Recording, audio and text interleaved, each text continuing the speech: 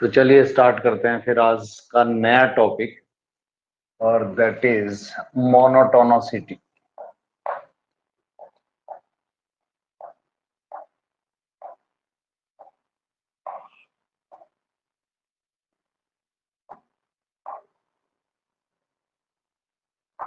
Calculus के point of view से basically ये चैप्टर बहुत ज्यादा इंपॉर्टेंट है। ठीक है, तो बेसिकली मोनोटोनोसिटी का मतलब होता क्या है? इसका मतलब होता है कि examination of the behaviour of a function in a particular interval and at a particular point.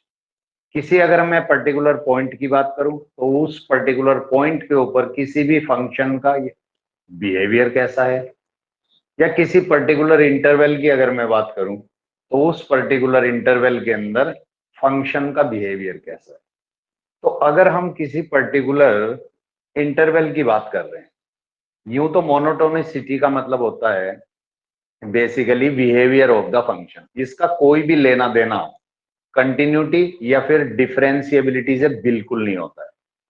तो हमारे कितने तरह के बिहेवियर होते हैं? या तो कोई फंक्शन इंक्रीज कर रहा होगा या कोई फंक्शन डिक्रीज कर रहा होगा।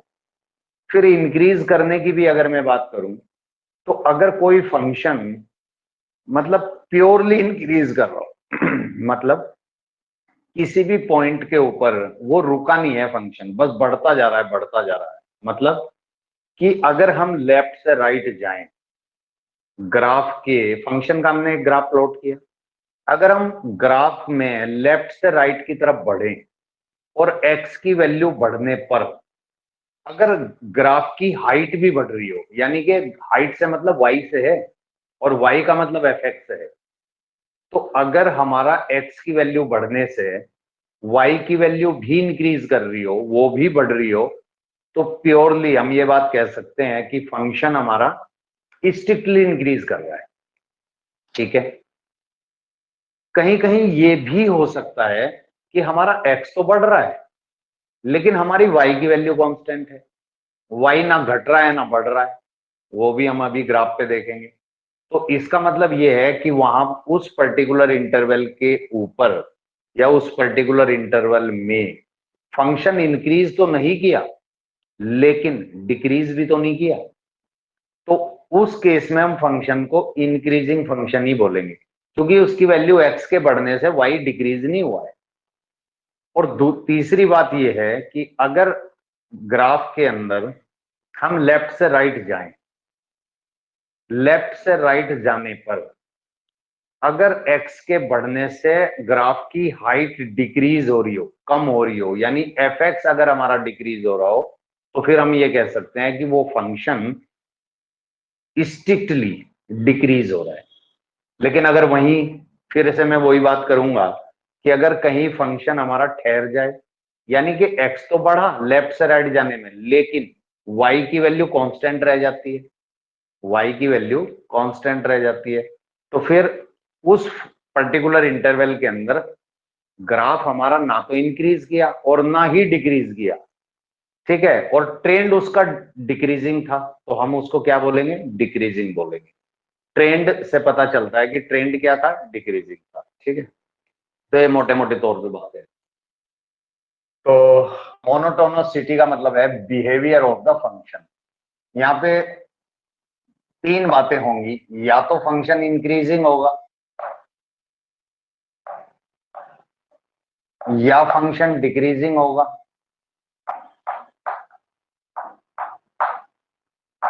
और या फिर neither increasing nor decreasing, neither increasing nor decrease.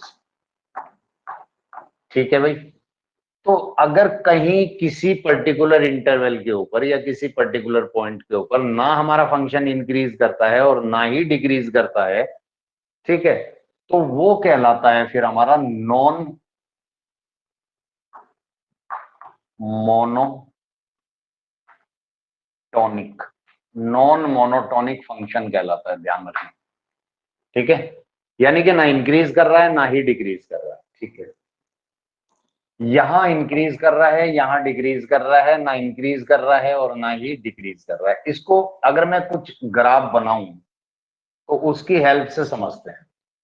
मैंने यहाँ पे एक रैंडम स्केच बनाने की कोशिश की और ग्राफ मैंने कुछ इस तरीके से बनाया,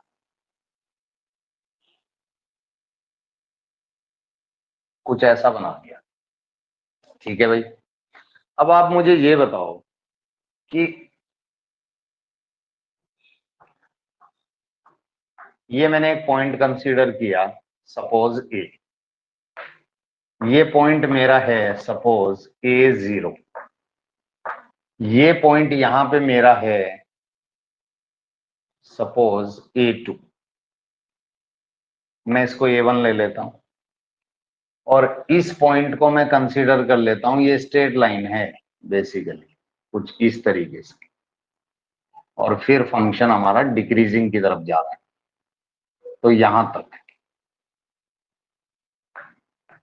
इस पॉइंट को मैंने A3 कंसीडर किया। इसी टाइप से मैंने और आगे बढ़ाया है एक्स एक्सिस को, फिर मैं इस पॉइंट पे आया, इसको मैंने A4 कंसीडर किया और फिर मैं इस पॉइंट पे आ जाता हूं, ये पॉइंट है मेरा A5, ये मेरी वाई एक्सिस है और ये हमारी एक्स एक्सिस है।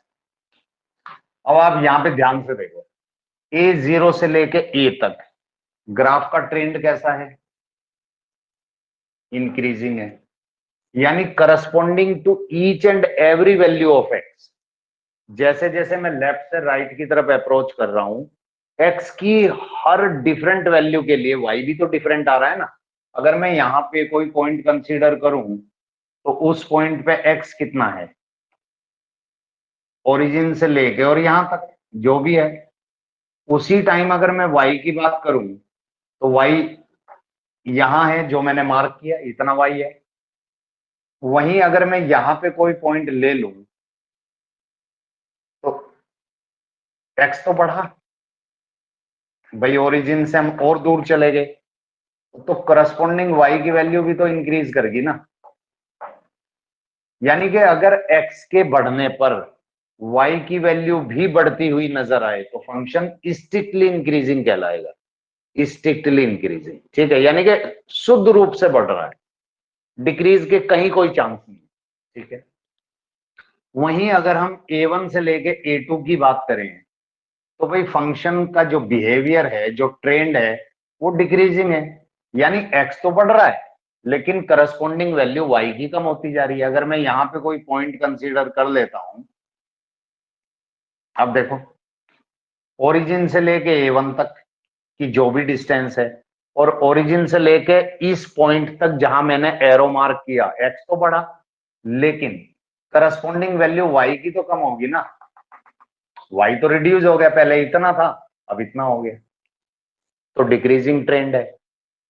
ठीक है, यहां पे देख लेते हैं इसके अंदर, यहां पे देखते हैं, यहां पे एक्स के लेफ्ट से राइट जा रहा हूं, एक्स तो बढ़ रहा है लेकिन एक्स के बढ़ने से वाई कांस्टेंट हो गया है। जितनी वैल्यू A2 पे थी उतनी ही वैल्यू A3 पे है।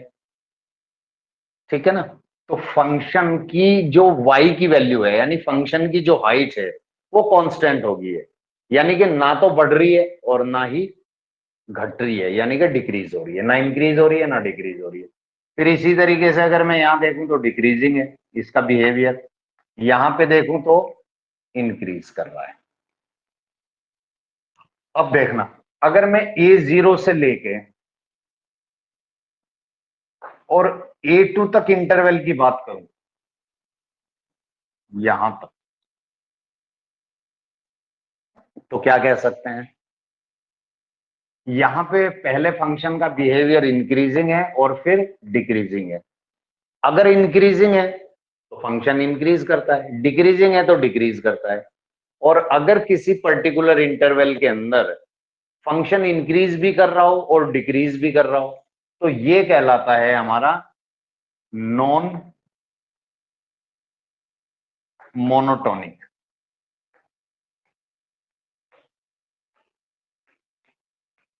यानी इस इंटरवल में हमारा फंक्शन नॉन मोनोटोनिक है। ना तो हम ये कह सकते कि ये प्योरली इंक्रीज कर रहा है, ना ही ये कह सकते कि प्योरली डिक्रीज कर रहा है। ठीक है, ओके। यहां पे अगर हम देख रहे हैं इतने इंटरवल में, तो इतने इंटरवल में भी नॉन मोनोटोनिक, ना इंक्रीज किया ना डिक्रीज किया। ठीक है, यहाँ पे डिक्रीज कर रहा है। और अगर ये इंटरवल उठा लो, यहां से लेके यहां तक, A3 से लेके A5 तक, तो यहाँ डिक्रीज कर रहा है लेकिन अब इंक्रीज कर रहा है, तो यहां से यहाँ भी क्या हो जाएगा, नॉन मोनोटोनिक हो जाएगा। यानी कि केवल और केवल पूरे चैप्टर के अंदर हमें तीन बातें याद रखनी है। कौन कौन सी? ईदर फंक्शन इंक्रीजिंग और डिक्रीजिंग और नॉन मोनोटोनिक, यानी कि ना इंक्रीज करता है और ना ही डिक्रीज करता है। चौथी बात ही नहीं याद रखनी हमें, तीन बातों पे पूरा का पूरा फंक्शन घूमता है। अब इसकी हम थ्योरेटिकल अप्रोच और देखते हैं। थ्योरेटिकल अप्रोच ने क्या कहा कि अगर मेरे पास आई कोई इंटरवल है, आई कोई इंटरवल है ए टू बी, मान लिया मेरा कोई क्लोज इंटरवल है ए टू बी, ठीक है, और x1 x2 बिलोंग करते हैं इसी इंटरवल को, यानी आई को ही बिलोंग करते हैं। और यहां पे अगर हम ये मान लें पहला केस कि if x1 greater than x2, अगर x1 की वैल्यू x2 से बड़ी हो, ठीक है,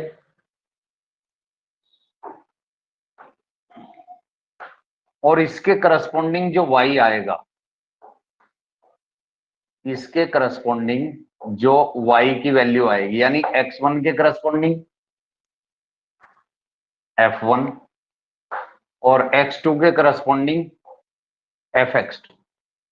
तो अगर हमारा x2 बड़ा है, x2 की वैल्यू बड़ी है, मान लिया ये x2 है, और हमारा x1 छोटा है, ये मान लिया x1 है, तो इसके करस्पॉन्डिंग जो y की वैल्यू है वो बड़ी है और इसके करस्पॉन्डिंग जो y की वैल्यू है वो छोटी है, तो क्या फंक्शन इंक्रीज करेगा या डिक्रीज करेगा? ये बताओ, यहां से देख के बताओ भाई। देखो, अगर मैं इसको x1 मान लूं, ठीक है, और इसको x2 मान लूं, तो x1 क्या कैसा है, नहीं सॉरी उल्टा बोल दिया मैंने, ये x1 है, x1 बड़ा है, ये मैं थोड़ी देर के लिए x1 मान लेता हूं, A2 को x1 मान लेते हैं, या इसको मान लेते हैं चलो x1, इसको भी हटाओ, और A0 को मैंने x2 मान लिया।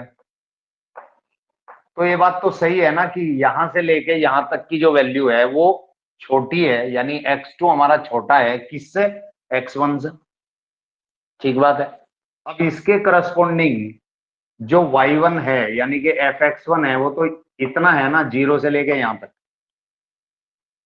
और इसके करस्पॉन्डिंग x1 के करस्पॉन्डिंग x1 बड़ा था, तो इसके करस्पॉन्डिंग जो fx1 आएगा वो यहां तक आएगा, यानी fx1 बड़ा है fx2 से, क्योंकि मेरा x1 भी बड़ा है। तो इसका मतलब क्या है, ट्रेंड देखो, फंक्शन इंक्रीज कर रहा है। Yes sir. ठीक है, फंक्शन हमारा इंक्रीज कर रहा है। वहीं अगर मैं इसका उल्टा सोच लूं, उल्टा क्या सोचें भाई, उल्टा ये सोचे कि x1 तो बड़ा है x2 से, लेकिन fx1 यानी y की वैल्यू y1 कह सकते हो आप इसको, x1 के करस्पॉन्डिंग जो y आया, अगर वो छोटा हो जाए, उल्टा हो जाए अब की बार, तो वहीं हम कह सकते हैं कि फंक्शन हमारा डिक्रीज करेगा, वहीं हम कह सकते हैं कि फंक्शन हमारा डिक्रीज करेगा। जैसा कि यहां पे देखते हैं, ये A3 है, A3 को थोड़ी देर के लिए मैं x1 कंसीडर कर लेता हूं, और A4 को मैं कंसीडर कर लेता हूं x2, ठीक है भाई। चलो अब देखो, देखना ध्यान से, x1, इसको x1 और इसको x2।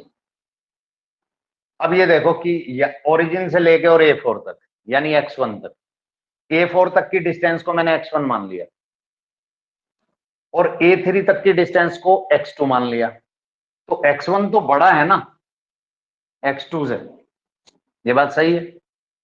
लेकिन इसके करस्पॉन्डिंग जो y है, इसके करस्पॉन्डिंग जो y है वो इतना है, और इसके करस्पॉन्डिंग जो y है वो इतना है। तो दोनों में कौन बड़ा है? क्या मैं ये कहूं ये तो fx1 है, और यहां से लेके यहां तक की वैल्यू को अगर मैं fx2 कहूं, तो दोनों में से कौन बड़ा है? कौन बड़ा है देख लो, ये बड़ा है ना, fx2 बड़ा है। तो यहाँ पे ट्रेंड क्या है? यहां से लेके यहां तक के इंटरवल में फंक्शन आपका डिक्रीज कर रहा है, तो फंक्शन डिक्रीज कर रहा है। ये तो हमने क्या किया कि ज्योमेट्रिकली कर्व की नेचर को, कर्व की टेंडेंसी को समझने की कोशिश की, लेकिन ये तो एप्लीकेशन ऑफ डेरिवेटिव का पार्ट है ना, या नहीं है? Yes sir. तो भाई इस पूरे में कहीं डेरिवेटिव का तो यूज ही नहीं हुआ, जबकि डेरिवेटिव का यूज होना बेहद जरूरी है, तभी तो उसकी एप्लीकेशन कहलाएगी। इसका मतलब ये हुआ कि हम इस पूरे सिनेरियो को, यानी कि कहां फंक्शन इंक्रीज कर रहा है, कहां फंक्शन डिक्रीज कर रहा है, इसको with the help of derivative, with the help of derivative भी फाइंड कर सकते हैं। वो कहलाएगी आपकी मैथमेटिकल डेफिनेशन। हालांकि ये भी मैथमेटिकल है, बट ये हमने क्या किया है कि कर्व की टेंडेंसी को अंडरस्टैंड किया है, इसमें तो कहीं भी डेरिवेटिव यूज नहीं हो रहा। ठीक है भाई x1 x2 कोई रियल वैल्यूज हैं, उसके करस्पॉन्डिंग जो y की वैल्यूज हैं, भले ही y1 छोटा हो, भले ही y1 बड़ा हो, तो y1 और y2 भी हमारे रियल्स हैं, तो इसमें तो कहीं भी डेरिवेटिव इन्वॉल्व ही नहीं है, कहीं फैक्टर इन हुआ ही नहीं है। तो इसका मतलब यह है कि हमें डेरिवेटिव को पिक्चर में लाना है। कैसे लाएंगे भाई?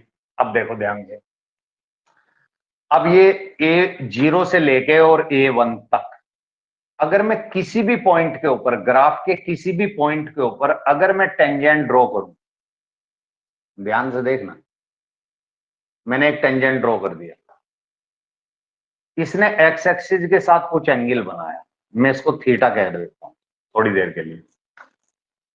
A1 से लेके A2 तक ये कर्व है, इसके भी मैंने किसी पॉइंट के ऊपर टेंजेंट ड्रॉ किया, मान लिया यहां पे कांटेक्ट, पॉइंट ऑफ कांटेक्ट है, मान लेते हैं कुछ, मैं कर्व को इससे थोड़ा सा टच करा दूं कहीं, चलो ये करा दिया मैंने कुछ इस तरीके से, ठीक है, हो गया। अब इसको एंगल को देखना, इसको मैं अल्फा बोल देता हूं, ठीक है। यहां पे देखो ध्यान से, अगर मैं इसके किसी भी पॉइंट के ऊपर इस इंटरवल में टेंजेंट ड्रॉ करूंगा, तो क्या वो टेंजेंट इसी कर्व के पैरेलल नहीं हो जाएगा? बिल्कुल हो जाएगा। ठीक है, अब आप मुझे ये बताओ कि यहां पे थीटा कैसा दिख रहा है? मुझे तो लेस देन 90 दिख रहा है, जिसको एक्यूट एंगल भी कहा जाता है।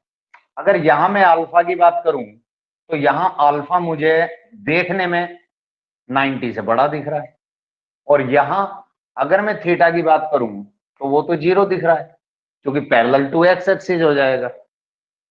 और थीटा को अगर मैं फैक्टर इन करूं, कंसीडर करूं, कैसे?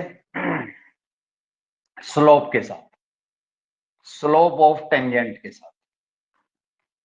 तो क्या ये बात हम जानते नहीं है कि m is equal to ten theta होता है? ये बात तो जानते हैं। अब मुझे ये बताने की जरूरत यहां नहीं होनी चाहिए कि थीटा कौन है। Theta is the angle between tangent and x axis in the positive direction.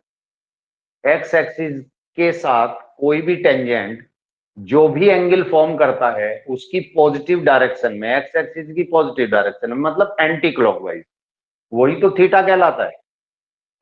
और इसी एम को तो कल तक हम स्लोप बोलते थे, ठीक है। और स्लोप का मतलब होता है D Y upon D X, केवल और केवल D Y upon D X, ना कि D Y upon D theta, ना कि D Y upon D T, केवल और केवल D Y upon D X, मतलब rate of change of Y coordinate with respect to X, यानी एक्स की तुलना में वाई कैसे चेंज हो रहा है यही तो हमारा स्लोप कहलाता है। बात सही है? Yes sir. और थीटा तो यार कोई वेरिएबल है ना यहाँ पे, तो इसका मतलब ये हुआ कि स्लोप की पूरी कहानी किसके चारों तरफ घूमेगी? थीटा के चारों तरफ घूमेगी। यानी सब कुछ थीटा पे डिपेंड करेगा, क्योंकि थीटा तो वेरी कर रहा है। अब हम एक एक करके समझते हैं। जब हमारा थीटा एक्यूट था तो क्या ये बात सही नहीं होगी कि टेन थीटा फर्स्ट क्वाड्रेंट में लाई कर रहा होगा? यस और नो? Yes sir. और अगर ये फर्स्ट क्वाड्रेंट में लाई कर रहा है तो वहां तो ये पॉजिटिव होता है। इसका मतलब ये हुआ कि अगर मैं किसी, मान लिया मेरे पास कोई कर्व है एफ एक्स, मैंने कर्व को डिफरेंशिएट कर दिया। कर्व के डिफरेंशिएशन का मतलब विद रेस्पेक्ट टू एक्स, ध्यान रखना, वही तो कहलाता है dy अपॉन dx, और यही तो कहलाता है slope of the tangent. Slope of tangent. इसका मतलब ये हुआ कि अगर मेरा एफ डैश एक्स, अगर मेरा एफ डैश एक्स पॉजिटिव हो जाए, अगर मेरा एफ डैश एक्स पॉजिटिव हो जाए, अगर थीटा एक्यूट है तो पॉजिटिव होगा, तो क्या कहेंगे हम इस एफ एक्स के बारे में? एफ एक्स क्या होगा? स्ट्रिक्टली इंक्रीजिंग फंक्शन होगा। Strictly increasing function. ठीक बात है। अब मुझे ये बताओ कि अगर मैं कोई ग्राफ ऐसा बना देता, ध्यान से समझना, अगर मैं कोई ग्राफ ऐसा बना देता, मान लिया सपोज मैं ऐसा बना दूं, अब बताओ, अगर मैं कोई ग्राफ ऐसा बना दूं, अब देखो ध्यान से, कैमरे में आ रहा है ना? ठीक है। अब यहां से यहां तक का ट्रेंड, यहां से यहां तक का ट्रेंड देखो, इंक्रीजिंग, स्ट्रिक्टली इंक्रीजिंग, शुद्ध रूप से बढ़ रहा है, प्योरली बढ़ता जा रहा है। लेकिन यहां आके रुक गया है ग्राफ। एक्स तो बढ़ रहा है लेकिन वाई तो कांस्टेंट है ना, यहाँ पे जितना है उतना ही यहाँ पे है। लेकिन यहां से लेके यहां तक एक्स की वैल्यू तो बढ़ती जा रही है ना। पहले एक्स इतना था, फिर इतना, वाई इतना, वाई इतना, वाई इतना, वाई इतना हो गया। लेकिन वाई तो आज भी कांस्टेंट है, हर पॉइंट पे कांस्टेंट है। तो वाई तो ना बढ़ा ना घटा। लेकिन इस पॉइंट से आगे जब ग्राफ गया तो जैसे जैसे एक्स बढ़ रहा है तो वैसे वैसे वाई भी तो बढ़ रहा है ना। तो Yes, अगर sir. मैं यहां से लेके यहां तक के इंटरवल की बात करूं, यहां तक, तो इस ड्यूरेशन में मेरा फंक्शन इंक्रीज तो नहीं हुआ, मेरा फंक्शन इंक्रीज तो नहीं हुआ, लेकिन डिक्रीज भी तो नहीं हुआ। और पूरे इंटरवल की बात करूं तो इंक्रीज कर रहा है। ठीक। तो यहां पे आके क्या हुआ? यहां पे आके अगर जैसा कि मैंने यहां पे बताया था आपको, थीटा जीरो हो जाता है। और अगर थीटा जीरो हो जाता है तो उस वैल्यू को अगर मैं यहां पे डाल दूं तो टेन जीरो जीरो होता है। ये बात सही है।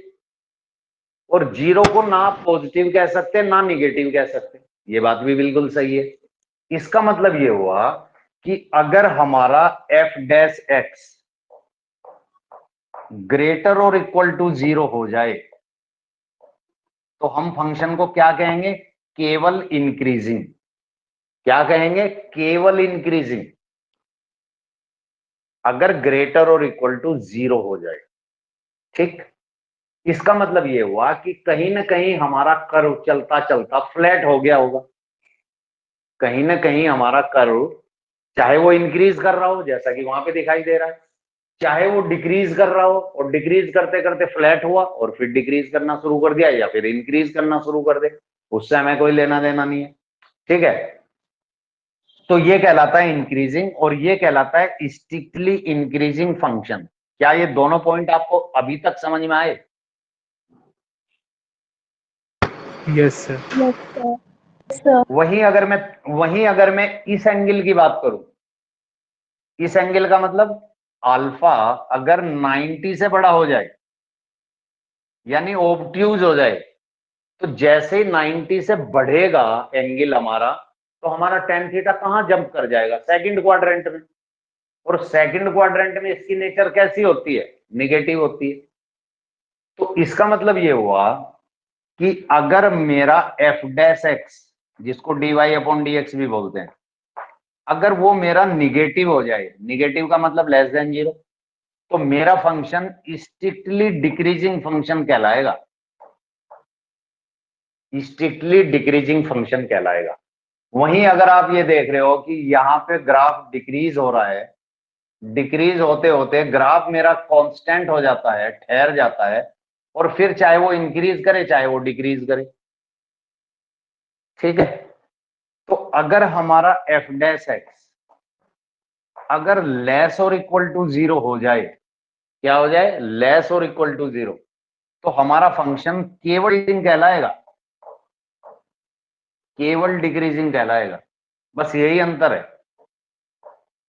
अगर आप इज इक्वल टू का साइन यूज करोगे, ग्रेटर देन का मतलब पॉजिटिव, पॉजिटिव का मतलब इंक्रीज कर रहा है। अगर इज इक्वल टू 0 भी हो जाए तो केवल इंक्रीजिंग। अगर इक्वल टू 0 नहीं है तो स्ट्रिक्टली इंक्रीजिंग, यानी कि शुद्ध रूप से बढ़ेगा ही बढ़ेगा।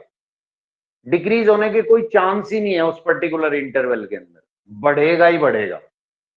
ठीक बात है। वहीं अगर हमारा निगेटिव हो जाए एफ डैश एक्स तो स्ट्रिक्टली डिक्रीजिंग, और लेस और इक्वल टू 0 हो जाए तो केवल डिक्रीजिंग। अब इसको दूसरे तरीके से भी समझ, ये तो हो गया हमारा डेरिवेटिव को हमने फैक्टर इन कर लिया।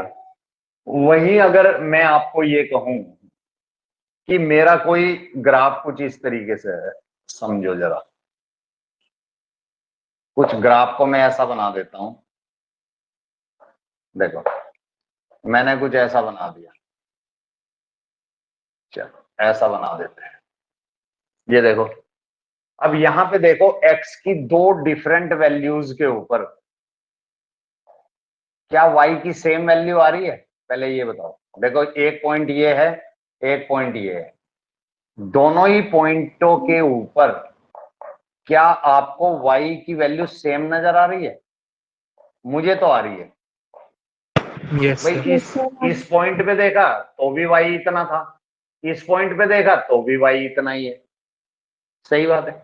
ऐसे ही यहां पे देख लो आप, अगर मैं यहाँ पे कोई लाइन ड्रॉ करूं, एक पॉइंट ये है और एक पॉइंट ये है, दोनों पॉइंटों के ऊपर y की वैल्यू सेम है।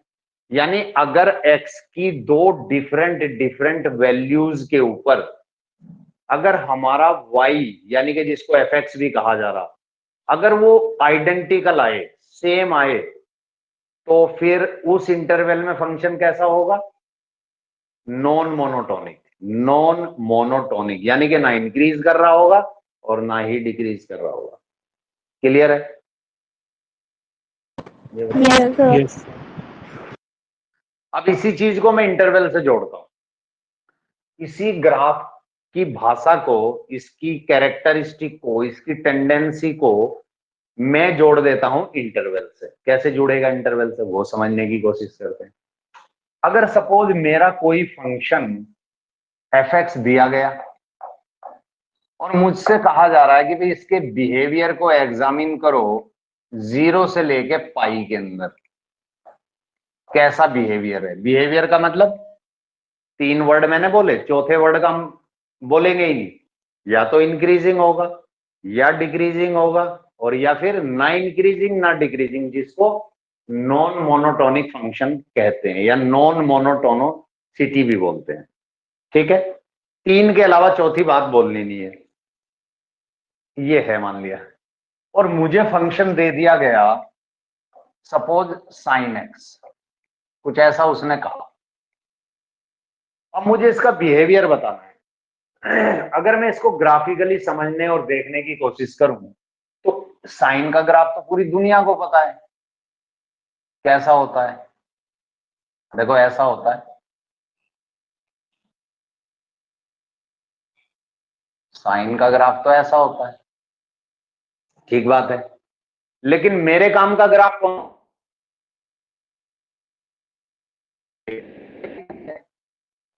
या नहीं? ये पॉइंट कौन होता है? पाई बाई 2 होता है कि नहीं होता है? Yes, sir. क्यों होता है π/2? π/2 इसलिए होता है कि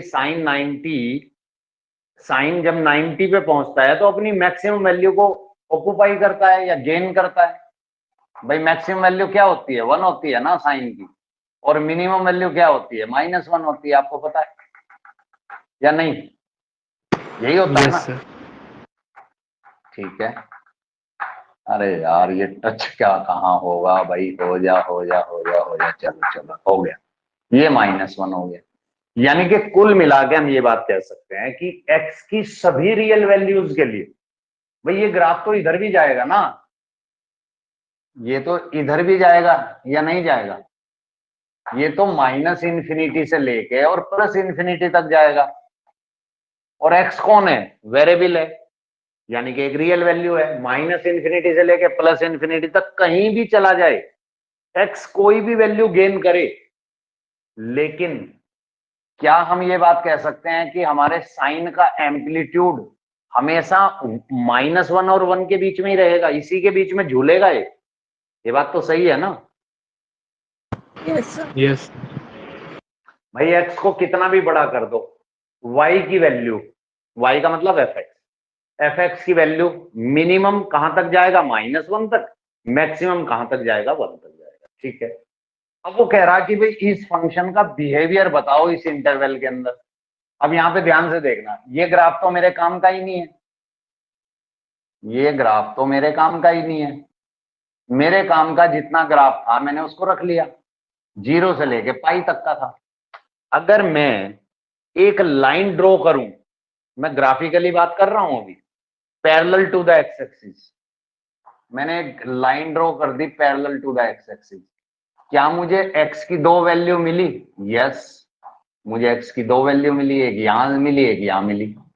क्या 2x की 2 डिफरेंट वैल्यू के ऊपर y की वैल्यू सेम आ रही है? यस और नो? Yes, sir. इसका मतलब क्या? इसका मतलब सीधा सा ये है कि इस इंटरवल में हमारा फंक्शन कैसा है?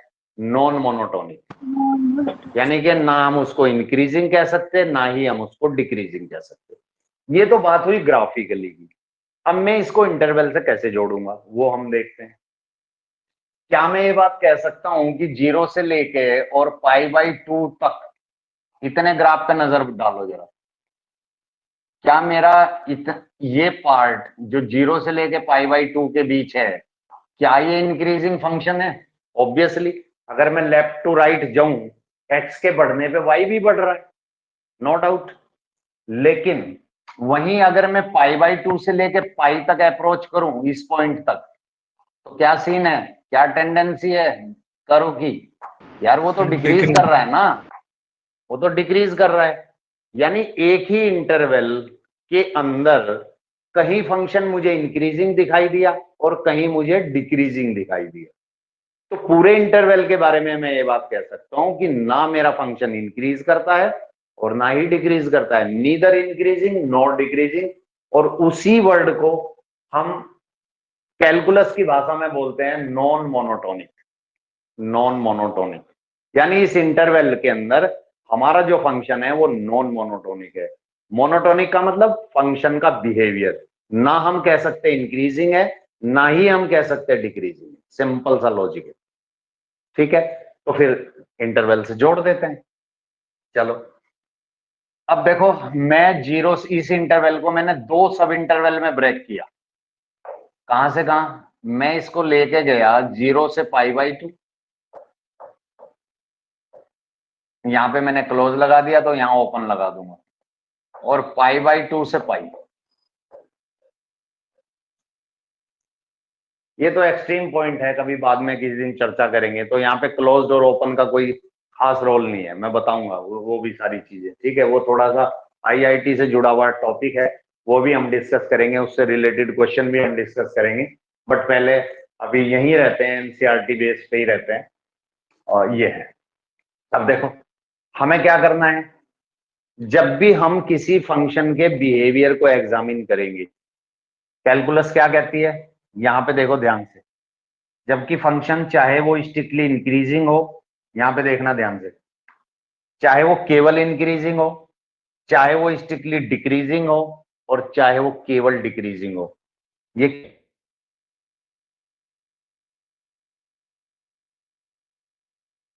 क्या कहने की कोशिश कर रहा है? First order derivative. बात समझ आ रही है आपको? यानी कि हर Yes, sir. हाल में हमें फर्स्ट ऑर्डर डेरिवेटिव तो निकालना पड़ेगा भाई, कैलकुलस का यूज तो करेंगे ना। ठीक है, तो हमने इसका फर्स्ट ऑर्डर डेरिवेटिव निकाला। इसका फर्स्ट ऑर्डर डेरिवेटिव कितना आ गया? cos x आ गया। ठीक है, अगर हमारा x इस इंटरवल को बिलोंग करे, यानी कि 0 से लेके π/2 को बिलोंग करे, ध्यान से सुनना मैं क्या कहने की कोशिश कर। तो अगर x इसके बीच में कोई भी वैल्यू उठा ले, 0 से लेके और 90 के बीच, तो क्या मेरा कोस फर्स्ट क्वाड्रेंट में दिखेगा? Yes, sir. और अगर फर्स्ट क्वाड्रेंट में दिखेगा तो भाई फर्स्ट क्वाड्रेंट में तो cos x पॉजिटिव होता है। इसका मतलब ये हुआ कि अगर x इस इंटरवल को बिलोंग कर रहा है, 0 से लेके, मैं ओपन ही लिख देता हूं, π/2, तो मेरा f डैश x कैसा आएगा? ये थोड़ा छुप गया, तो पॉजिटिव आएगा कि नहीं आएगा? ये बताओ। Yes, sir. Yes, पॉजिटिव आएगा। और अगर पॉजिटिव आएगा तो यार इसको तो हम इंक्रीजिंग बोलेंगे ही बोलेंगे। मैं भी इक्वल टू 0 की बात नहीं कर रहा, मैं स्ट्रिक्टली की बात ही नहीं कर रहा हूं। ठीक है, वो तो हम क्वेश्चन में देख लेंगे, जैसा बोलेगा उसको छोड़ो। तो फिलहाल इंक्रीज कर रहा है ना भाई, स्ट्रिक्टली इंक्रीजिंग में भी तो इंक्रीज ही करता है ना, बस कहीं भी कर्व के बीच में रुकावट नहीं आती है, यानी वो ठहरता नहीं है। ठीक है, इंक्रीज तो करता है ना, स्ट्रिक्टली हो, स्ट्रिक्टली का मतलब वो इंक्रीज ही करता जा रहा है, और इंक्रीजिंग का मतलब कहीं बीच में रुकावट आ रही है, एक्स बढ़ रहा है लेकिन वाई नहीं बढ़ रहा है उस पर्टिकुलर पीरियड में। ठीक है, वहीं अगर मैं ये कहूं कि अगर मेरा एक्स बिलोंग करे π/2 से लेके पाई में, तो π/2 प्लस होते ही क्या मेरा कोस सेकंड क्वाड्रेंट में नहीं चला जाएगा? और अगर ये सेकंड क्वाड्रेंट में चला गया तो वहां तो बहुत अच्छे से आपको पता है कि भाई ये तो नेगेटिव होता है वहां पे। तो उस केस में मेरा f डैश x कैसा होगा? उस केस में मेरा f dash x less than 0 हो जाएगा, निगेटिव हो जाएगा, और यहां मैं बोलूंगा इसको डिक्रीजिंग। अब पूरी बात को ध्यान से सुनना। अगर किसी पर्टिकुलर इंटरवल के कुछ पार्ट में फंक्शन इंक्रीज कर जाए और बचे हुए पार्ट में फंक्शन मेरा डिक्रीज कर जाए, तो पूरे इंटरवल के बारे में क्या बोलूंगा?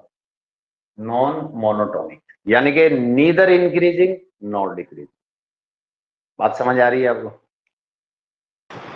Yes, sir.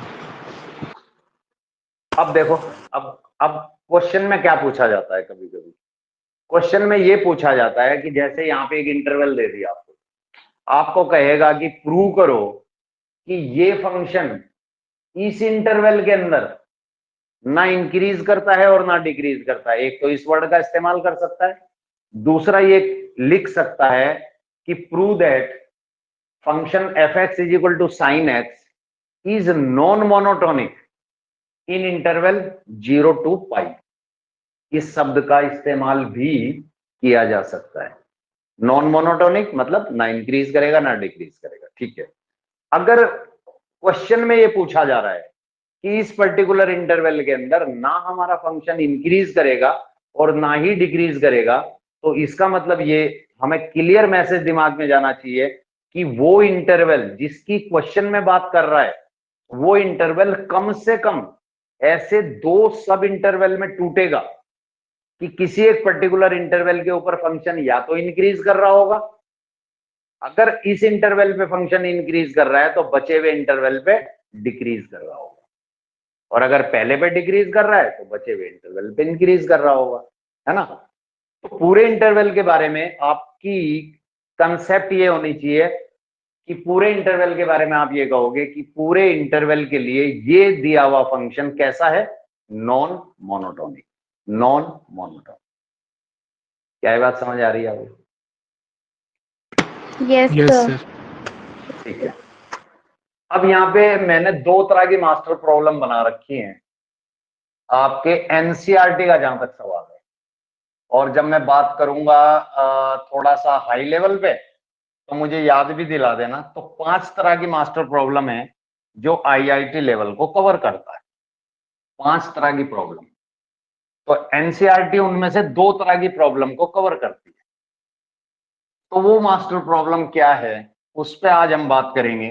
आज पहली मास्टर प्रॉब्लम सॉल्व करेंगे और कल हम दूसरी मास्टर प्रॉब्लम को सॉल्व करेंगे। तो पहली मास्टर प्रॉब्लम क्या है, मास्टर प्रॉब्लम 1। इसमें होता क्या है, इसमें आपको एक फंक्शन दिया जाता है, यानी कि फंक्शन तो दिया जाएगा आपको और आपसे पूछेगा उसके बिहेवियर के बारे में, यानी कि उसकी मोनोटोनोसिटी के बारे में, कि भाई ये फंक्शन जो क्वेश्चन में दिया गया या मैंने जो दिया, ये फंक्शन कहां इंक्रीज कर रहा है, कहां डिक्रीज कर रहा है। बात समझ में आ रही है आपको? 2 तरह के क्वेश्चन एनसीईआरटी कवर करती है, उसमें से पहली मास्टर प्रॉब्लम मैंने उठा ली। आपको एक फंक्शन देगा और फंक्शन देने के बाद, यानी कि फंक्शन दे दिया, अब उसके बिहेवियर को जानेगा। अगर बिहेवियर जानेगा तो आपको यार ये तो बताना पड़ेगा ना कि इस इंटरवल में भैया तेरा फंक्शन इंक्रीज कर रहा है और इस इंटरवल में तेरा फंक्शन डिक्रीज कर रहा है। तो मतलब हमें इंटरवल निकाल के ये बताना पड़ेगा कि in which interval the given function is increasing और in which interval the given function is decreasing. ये है मास्टर प्रॉब्लम 1। इस पे आज हम बात करेंगे, ठीक है। चलो अब मैं क्वेश्चन ले रहा हूं। चलिए तो क्वेश्चन में सीधा सा उठा लेता हूं, ये वाला। एक बहुत ही बेसिक सा क्वेश्चन उठा रहा हूं और यहां पे मैं बात कर रहा हूं एग्जाम्पल नंबर 10 की, जो आपको दिया गया क्वेश्चन नंबर पेज नंबर 202 के ऊपर। इसको समझते हैं क्वेश्चन में क्या कहता है। क्वेश्चन बहुत ही आसान लैंग्वेज में लिखा गया। क्वेश्चन लिखा जा रहा है कि फाइंड द इंटरवल। आपको तो सीधा ही बोल दिया कि भाई आप इंटरवल बताओ। दूसरी लैंग्वेज क्या हो सकती थी उसके बारे में भी मैं बात करूंगा।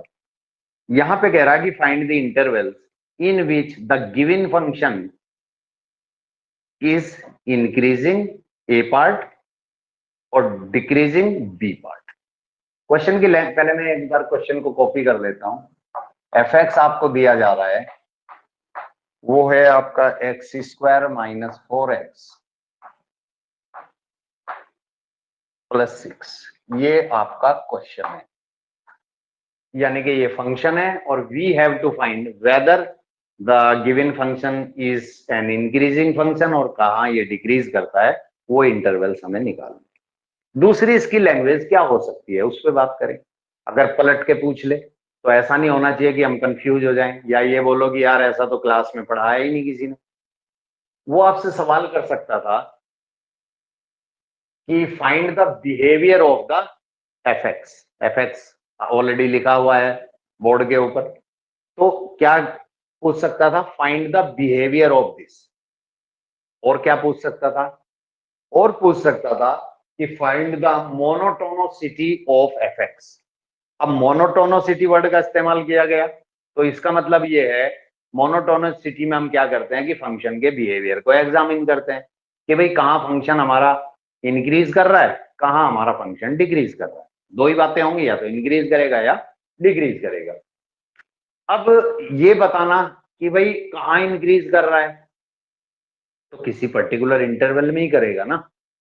कहाँ डिक्रीज कर रहा है तो किसी पर्टिकुलर इंटरवल में ही करेगा।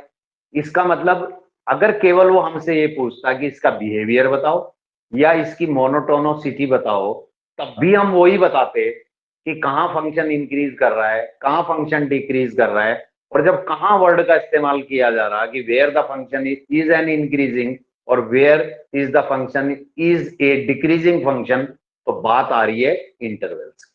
तो ultimately we have to calculate और we have to find intervals at which the given function whether increasing or decreasing।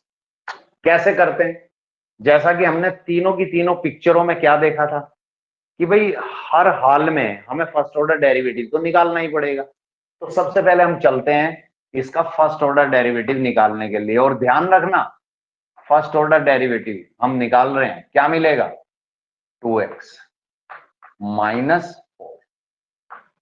Clear, कोई डाउट नहीं है?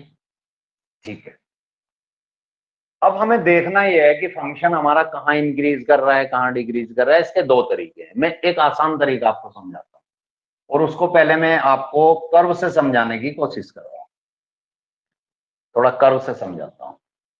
एक पॉइंट मैंने यहां कंसीडर किया, एक पॉइंट मैंने यहां कंसीडर किया, और ये रही मेरी एक्स एक्सिस। अगर दोनों पॉइंटों के ऊपर मैं टेंजेंट ड्रॉ करूं, मैंने यहां पे भी एक टेंजेंट ड्रॉ किया और मैंने यहां पे भी एक टेंजेंट ड्रॉ किया, तो क्या ये बात सही नहीं है कि दोनों ही tangent parallel to the x axis हैं? यस और no? Yes, sir. Yes, sir. और अगर ये parallel to the x axis हैं तो फिर इसका मतलब तो ये हुआ ना कि भाई इसका स्लोप किसका, टेंजेंट का, वो तो 0 होगा या नहीं होगा? Yes, sir. भाई वो तो 0 होगा ही होगा, जिसको एफ डैश एक्स भी कहते हैं, यानी फर्स्ट ऑर्डर डेरिवेटिव की बात कर रहा हूं। अगर वो 0 है, अगर वो 0 है तो हमें ये थोड़ी पता है कि वो पॉइंट ये वाला है या ये वाला है, ये तो हम कह ही नहीं सकते। भाई दोनों ही पॉइंटों के ऊपर अगर हमने टेंजेंट ड्रॉ किया तो टेंजेंट तो हम हमारा parallel to the x axis हो गया। अब हमें क्या पता बिना स्केच बनाए कि हम इस पॉइंट की बात कर रहे हैं, इस पॉइंट की बात कर रहे हैं, और ये पॉइंट कहलाते हैं क्रिटिकल पॉइंट्स। क्या कहलाते हैं? Critical points.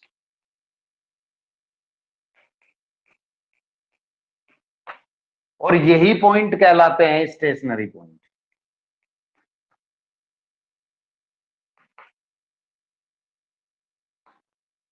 ARY है स्टेशनरी पॉइंट्स। अब दोनों में आखिर डिफरेंस क्या है? दोनों में आखिर डिफरेंस क्या है, ये हम समझने की कोशिश करेंगे। ये किसी किताब में लिखा हुआ मिलेगा नहीं आपको। तो फिर क्रिटिकल पॉइंट और स्टेशनरी पॉइंट में डिफरेंस क्या है? कुछ तो होगा, तभी तो दोनों के नाम अलग अलग रखे गए। यहां पे क्रिटिकल पॉइंट्स का जहां तक सवाल है, यहां क्या हो सकता है कि जो आपका डेरिवेटिव है वो 0 हो सकता है उस पॉइंट के ऊपर जिसको क्रिटिकल कहा जा रहा, और आपका डेरिवेटिव नॉट डिफाइंड भी हो सकता है। दोनों चीज कंसीडर की जाएंगी, ध्यान रखना। लेकिन स्टेशनरी पॉइंट के ऊपर केवल और केवल डेरिवेटिव आपका 0 होता है, नॉट डिफाइंड का कोई चांस नहीं है, नॉट डिफाइंड होता ही नहीं है स्टेशनरी पॉइंट के ऊपर। ये स्टेशनरी पॉइंट है, इसका मतलब क्या हुआ? इसका मतलब क्या ये बात सही है कि ये वाली कंडीशन इन इसके साथ इन्वॉल्व है, अगर मैं इन दोनों कंडीशन की बात करूं? Yes, sir. और अगर ये कंडीशन यहां इन्वॉल्व है, भाई ये तो दोनों कंडीशन ऑक्युपाई करता है ना, और यहां ये तो एक ही कंडीशन लिए घूम रहा है, इसका मतलब इसकी कंडीशन तो इसकी झोली में पड़ी हुई है, और जब इसकी झोली में पड़ी हुई है तो you can say all stationary points are critical points, but all critical point not stationary point. ये बात समझ आई आपको कि जितने Yes. भी स्टेशनरी पॉइंट्स होते हैं वो तो सब क्रिटिकल होते हैं, लेकिन सब क्रिटिकल पॉइंट स्टेशनरी नहीं होते क्योंकि ये कंडीशन यहां होल्ड ही नहीं होती। और critical points are those points at which curve changes its nature. Curve जहां अपनी नेचर को बदलता है वो कहलाते हैं हमारे क्रिटिकल पॉइंट्स। और हमारा डेरिवेटिव नॉट डिफाइंड भी हो सकता है। नॉट डिफाइंड का मतलब एग्जिस्ट ही नहीं करेगा, एग्जिस्ट ही नहीं करेगा। अब सवाल ये उठता है कि ऐसा कैसे हो सकता है यार? क्यों नहीं हो सकता? ये देखो ध्यान से, अगर मैं कोई कर्व ऐसा बना दूं जैसे मोड एक्स का होता है, तो क्या इस पॉइंट के ऊपर डेरिवेटिव होल्ड करता है? No sir. क्यों नहीं करता? सर वहां से टेंजेंट इनफाइनाइट पास हो जाएंगे। हाँ, डेरिवेटिव का मतलब है, डेरिवेटिव एग्जिस्ट करने का मतलब है कि उस पर्टिकुलर पॉइंट के ऊपर यूनिक टेंजेंट का होना। एक और केवल एक ही टेंजेंट खींचा जा सकता है, एक और केवल एक ही टेंजेंट खींचा जा सकता है, लेकिन इस पॉइंट पे तो इनफाइनाइट टेंजेंट खींचे जा सकते हैं, इसलिए। ठीक है ना? तो ध्यान रखने वाली बात क्या है कि भाई जितने भी क्रिटिकल पॉइंट्स होते हैं वो सभी स्टेशनरी नहीं होते, लेकिन स्टेशनरी पॉइंट सभी क्रिटिकल पॉइंट्स जरूर होते हैं, क्योंकि स्टेशनरी पॉइंट की कंडीशन होती है f dash x is equal to 0, जैसा कि आप यहां देख पा रहे हो। और क्रिटिकल पॉइंट्स के अंदर एफ डैश एक्स तो 0 होता ही है, साथ में ये कंडीशन भी होल्ड हो सकती है। जरूरी नहीं कि हो सकती है, ये मेरा मतलब है। तो इसका मतलब ये हुआ कि इंक्रीजिंग और डिक्रीजिंग इंटरवल्स के लिए हमें क्रिटिकल पॉइंट तो तलाशने पड़ेंगे, उनको तो सर्च करना पड़ेगा, उनको तो फाइंड करना पड़ेगा, उनको तो ढूंढना और खोजना पड़ेगा, या नहीं? तो उसके लिए हमें क्या करना होगा, जो स्टेशनरी पॉइंट या क्रिटिकल पॉइंट की कंडीशन है वो यहां पे अप्लाई करनी पड़ेगी। और वो कंडीशन क्या है, हम यहां पे लिखेंगे फॉर इंक्रीजिंग और डिक्रीजिंग इंटरवल्स। भाई इंटरवल्स तो तभी पता चलेंगे ना जब हमें क्रिटिकल पॉइंट्स मिलेंगे, तभी तो हमारी रियल लाइन कुछ सेगमेंट में बटेगी, कुछ टुकड़ों में बटेगी, और हर टुकड़ा एक इंटरवल कहलाएगा। वो 0 रखना ही पड़ेगा ना एफ डैश एक्स को, तो इंक्रीजिंग और डिक्रीजिंग के लिए तो 0 रख देते हैं। और जो भी वेरिएबल इसके अंदर इन्वॉल्व है वो तो एक्स है, उसके लिए सॉल्व कर देते हैं। तो क्या निकल जाएगी एक्स की वैल्यू 2। इस वैल्यू को, इस क्रिटिकल पॉइंट को हम लेके कहां जाएंगे, रियल लाइन के ऊपर। रियल लाइन जैसा कि आपको पता है माइनस इन्फिनिटी से प्लस इन्फिनिटी को अप्रोच करती है, और 2 कहीं मान लिया यहां होगा, यहां कहीं 2 होगा, सही बात है? ठीक है। अब वे भी कर्व पे वापस आ जाते हैं, मैंने पढ़ाया था आपको। अब यहां पे देखो लीडिंग कोफिशिएंट कैसा है, पॉजिटिव है ना। अगर हमारा लीडिंग कोफिशिएंट पॉजिटिव है तो इस 2 के बाद वाला यानी एक्सट्रीम राइट हैंड साइड वाला इंटरवल पॉजिटिव, देन निगेटिव, और कोई और होता फिर पॉजिटिव फिर निगेटिव, अल्टरनेट चलता है, अल्टरनेट चलता है। इसका मतलब यहां से लेके यहां तक तो हमारा फंक्शन क्या कर रहा होगा, इंक्रीज कर रहा होगा। यहां इंक्रीज करेगा पॉजिटिव के ऊपर, और जहां निगेटिव है वहां डिक्रीज करेगा। लेकिन ऐसा हम कैसे कह सकते हैं, हमने तो मैथमेटिकली कहीं दिखाया ही नहीं उसको, ये तो हमने मान लिया कि ऐसा हो रहा है। वो बोलेगा भैया मुझे भी तो दिखाओ, अरे तुम्हारे दिमाग को थोड़ी पढ़ूंगा मैं। वो बोल सकता है ना, इंट्रोगेटिव साइन तो लगा सकता है ना। ठीक है, तो चलो उसको दिखा भी देते हैं। कैसे दिखाएंगे, पहले इंटरवल को उठा लेते हैं। पहला इंटरवल कौन है, माइनस इंफिनिटी से लेके 2, और दूसरा कौन है, 2 से लेके इन्फिनिटी। हमेशा ओपन रहेंगे, ध्यान रखना, हमेशा ओपन रहेंगे क्योंकि डेरिवेटिव ओपन इंटरवल पे ही एग्जिस्ट करता है। और ये प्रमाण आपको मिलता एलएमबी थ्योरम से और रोल थ्योरम से, जो आपका डिलीटेड पार्ट में चला गया। बाउंड्री पॉइंट के देखो मैं थोड़ा सा बता भी देता हूं आपको। मान लिया सपोज करो मेरा कोई एक्स है और वो बिलोंग करता है किसी पर्टिकुलर इंटरवल ए बी में। ठीक है, ये मेरा क्लोज्ड इंटरवल है, ध्यान से समझना। ठीक है अब देखो, और ये मैं कोई ग्राफ बना देता हूं, इसका कैसा भी ग्राफ बनाओ कोई फर्क नहीं पड़ेगा, जैसा मर्जी बना लो आप। ये मैंने इसको थोड़ा बड़े रूप में दिखा रहा हूं, कुछ इस तरीके से। और यहां मैंने कुछ ऐसा ग्राफ बना दिया, चलो ऐसा ही बना देते हैं। ऐसा बना देते हैं, जैसा मर्जी बना लो, कोई दिक्कत नहीं। तो उसका बाउंड्री पॉइंट एक तो ये हुआ जिसको ए कहा जा रहा, लोअर लिमिट। एक बाउंड्री पॉइंट ये हो गया जिसको हम बी कह रहे हैं, है ना, जिसको हम बी कह रहे हैं। अब ध्यान से सुनना मेरी बात को। क्या हम एक्सट्रीम वैल्यू के ऊपर टेंजेंट ड्रॉ कर सकते हैं, वो भी यूनिक? पहले इस सवाल का जवाब दे दो। No sir. नहीं कर सकते। इसका मतलब ये हुआ कि यूनिक टेंजेंट की एग्जिस्टेंस के लिए इस इंटरवल का ओपन होना बेहद जरूरी है। लेकिन इस इंटरवल के अंदर फंक्शन मेरा कंटिन्यूअस होना चाहिए। जिस भी इंटरवल की हम बात करते हैं मोनोटोनोसिटी की, उस इंटरवल में मेरा फंक्शन कंटिन्यूअस होना चाहिए। हालांकि ये जरूरी नहीं है, मैंने पहले ही कहा था आपको, वो थोड़ा आईआईटी का पार्ट है, जैसा कि मैंने कहा वो मैं कवर कराऊंगा। ठीक है, वो सीबीएसई का पार्ट नहीं है, वो मैं कवर कराऊंगा। कि मैं क्या कह रहा था, भूल गया, आप याद दिलाओ जरा। फंक्शन ओपन इंटरवल की बात कर रहा था, ओपन इंटरवल की बात कर रहा था।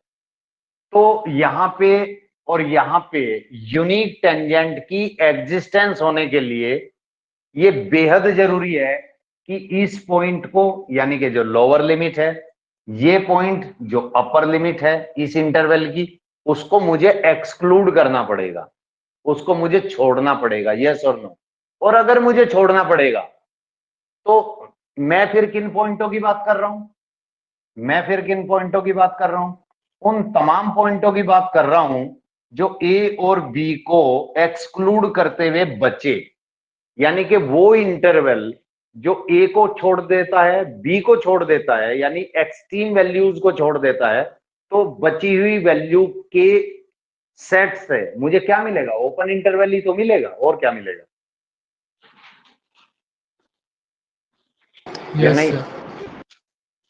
तो इसका मतलब ये हुआ कि वो, मैं रोल थ्योरम में नहीं जा रहा हूं क्योंकि फिलहाल वो डिलीटेड पार्ट है। तो जब वो कराऊंगा कवर आपको मास्टर प्रॉब्लम 2 के बाद 3 4 5, वो उसमें कवर कर दूंगा। तो x मेरा इस ओपन इंटरवल को बिलोंग कर रहा है, और इस ओपन इंटरवल में अगर मेरा फंक्शन कंटिन्यूअस है तो आप कोई भी पॉइंट उठा लो, हर पॉइंट के ऊपर यूनिक टेंजेंट की एग्जिस्टेंस होगी ही होगी, इसमें कहीं कोई डाउट नहीं है। ठीक? तो हमारा जो डेरिवेटिव होता है वो कहां एग्जिस्ट करता है? ओपन इंटरवल में करता है, ध्यान रखना। इसलिए ये क्या है? ओपन है। किसी किताब में लिखा हुआ तो मिलेगा नहीं, एक्सपीरियंस से समझ में आता है। ठीक है, तो इसलिए ये ओपन इंटरवल है। तो आप किसी से पूछोगे कि ये क्लोज क्यों नहीं है, तो शायद मुझे लगता नहीं कि जवाब मिलेगा। अगर एक्सपीरियंस अच्छा है तो ये चीजें एक्सपीरियंस से निकलती हैं, क्योंकि किसी बुक में तो लिखा हुआ नहीं है, इसलिए ओपन है। क्योंकि यहाँ पे यूनिक टेंजेंट की एग्जिस्टेंस होल्ड होती है, इसलिए। ठीक है ना? क्योंकि एफ डैश एक्स हमारा first order derivative slope of the tangent को ही तो रिप्रेजेंट करता है। ठीक है, अब चलो, अब इसको जरा मैथमेटिकली समझा भी देते हैं कि भाई अगर हमारा x जो है इस इंटरवल को बिलोंग करेगा तो एफ डैश एक्स निगेटिव आएगा या पॉजिटिव आएगा? अगर निगेटिव आएगा तो डिक्रीज करेगा, पॉजिटिव आएगा तो इंक्रीज करेगा, सिंपल। और अगर जीरो आएगा तो ना इंक्रीज करेगा ना डिक्रीज करेगा। ठीक है, चलो, तो हमने यहां पे लिखा when x belongs to open interval minus infinity से 2। अब देखो, माइनस इंफिनिटी से 2 के बीच, यानी कि माइनस इंफिनिटी एक्सक्लूडेड, 2 एक्सक्लूडेड, इन दोनों को छोड़ते हुए इनके बीच से कोई भी वैल्यू अपने दिमाग में उठा लो, और वो वैल्यू कहलाती है टेस्ट वैल्यू। उस वैल्यू को हम बोलते हैं टेस्ट वैल्यू।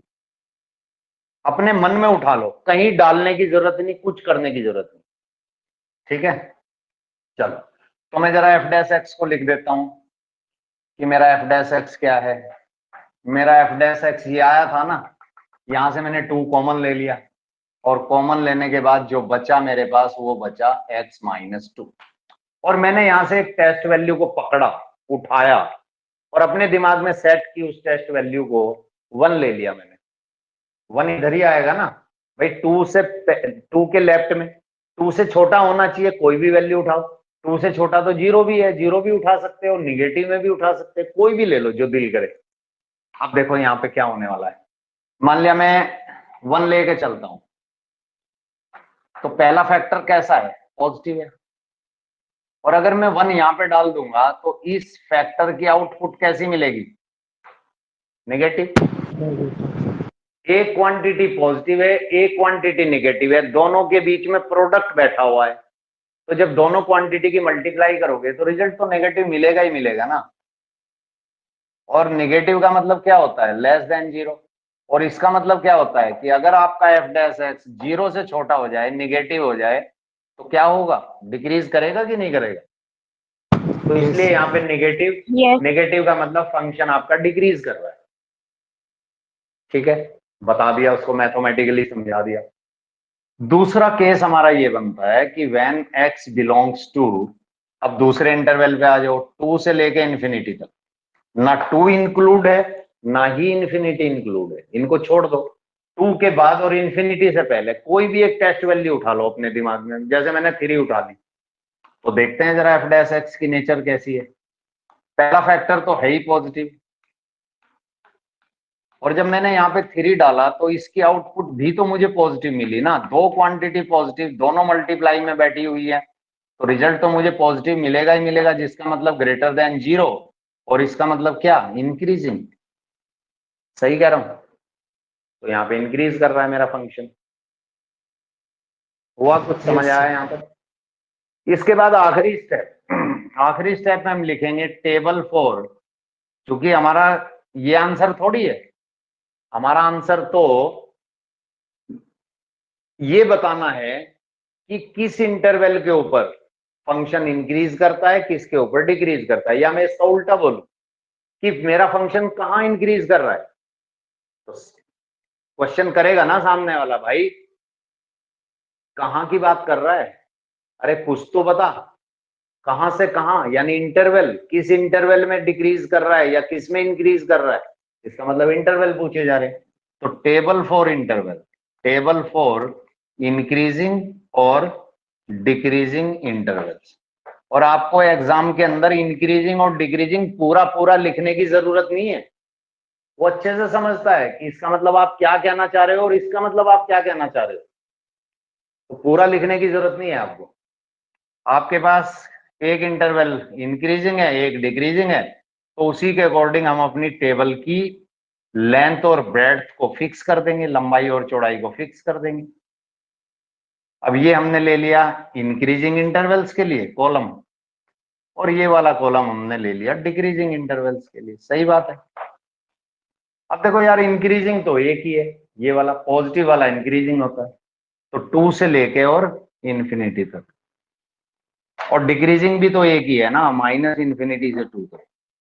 अब सवाल ये उठता है कि यार अगर एक से ज्यादा इंक्रीजिंग और एक से ज्यादा डिक्रीजिंग होते तो उनको रिप्रेजेंट कैसे करते, तो बेहद आसान है, यूनियन जोड़ते चले जाओ। जितने भी इंटरवल इंक्रीजिंग है, मान लिया ये पहला इंटरवल है, यूनियन, दूसरा इंटरवल यूनियन, तीसरा इंटरवल, जितने भी हैं ऐसे ही डिक्रीजिंग के लिए, पहला इंटरवल यूनियन, दूसरा इंटरवल यूनियन, तीसरा इंटरवल, जितने भी हैं सबको यूनियन से क्लब कर दो, सिंपल है। तो 4 स्टेप में क्वेश्चन कंप्लीट होता है। पहले स्टेप में हम क्या करेंगे, स्टेप फर्स्ट, स्टेप फर्स्ट के अंदर हम अपना एफ एक्स लिखेंगे और लीडिंग कोफिशिएंट को पॉजिटिव करेंगे if it is not so.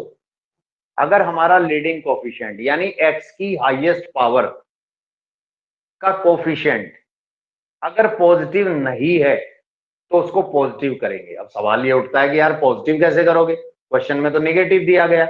अरे भाई माइनस कॉमन ले लेंगे, उसमें कौन सी रॉकेट साइंस है, माइनस बाहर पड़ा रहेगा, ब्रैकेट के अंदर की कहानी पॉजिटिव बन जाएगी। ठीक, ओके। तो पहले स्टेप के अंदर एफ एक्स को राइट डाउन करेंगे, लीडिंग कोफिशिएंट को पॉजिटिव करेंगे। ठीक है, अगर नहीं है तो है वेल एंड गुड, कोई इश्यू नहीं है। उसके बाद हम क्या करेंगे, एफ डैश एक्स निकालेंगे, यानी कि फर्स्ट ऑर्डर डेरिवेटिव निकालेंगे। ठीक है, उसको फैक्टराइज करेंगे इंक्रीजिंग और डिक्रीजिंग इंटरवल्स के लिए, उसको 0 के इक्वल रखेंगे और उसको फैक्टराइज कर देंगे। फैक्टराइज करने से होगा क्या, हम पहुंचेंगे क्रिटिकल पॉइंट्स पर। हम कहां पहुंचेंगे, क्रिटिकल पॉइंट्स तक, और यहां हमारा पहला स्टेप क्लोज हो जाता है। ये रहा दूसरा स्टेप, स्टेप नंबर 2।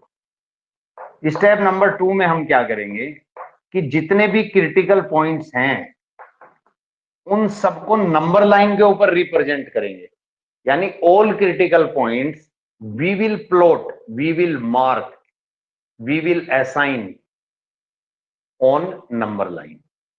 अब होगा क्या इससे, इससे ये होगा कि अगर हमारा एक पॉइंट आया, एक क्रिटिकल पॉइंट आया, तो वो नंबर लाइन को 2 सेगमेंट में डिवाइड कर देगा, और अगर 2 आए तो 3 सेगमेंट में डिवाइड कर देगा, और अगर 3 आए तो 4 सेगमेंट में डिवाइड कर देगा, और 4 अगर आए तो भैया 5 सेगमेंट में हमारी नंबर लाइन डिवाइड हो जाएगी। यानी कि अगर मेरे क्रिटिकल पॉइंट की संख्या काउंटिंग n है, तो क्या मेरी नंबर लाइन n+1 सेगमेंट में डिवाइड हो जाएगी? Yes sir. एक ज्यादा में डिवाइड होगी, सिंपल सा लॉजिक है ना? तो ये बात ध्यान रखना। फिर ये स्टेप हमारा 2 हो गया, यानी कि क्रिटिकल पॉइंट्स को हमने नंबर लाइन के ऊपर रिप्रेजेंट कर दिया।